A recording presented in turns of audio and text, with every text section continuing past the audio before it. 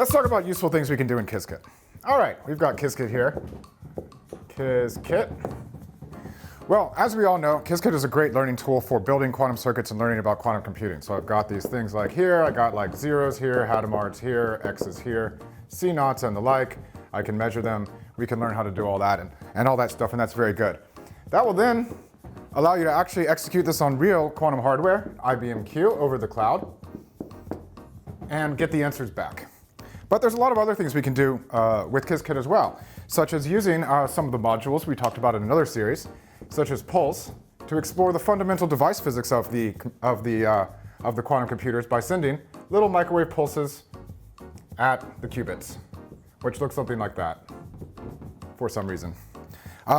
We can explore the fundamental questions of nature, because in all of physics we have equations that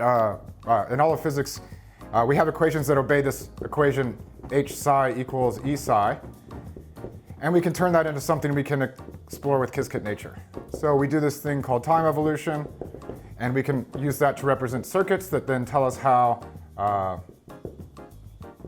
electrons interact and stuff like that. Maybe with a blue one.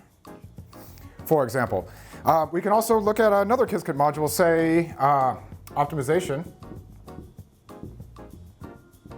And we can look at graph theory problems. So say I've got these blue dots here and these red dots here, and I can draw these lines, and I can figure out how to separate these graphs that I created. Something called a max cut problem, which is related to a lot of problems in optimization. So here's a few handful of things that can be done. Quit looking at me. My name is Nick Braun, and these are a few useful things you can do with Qiskit today.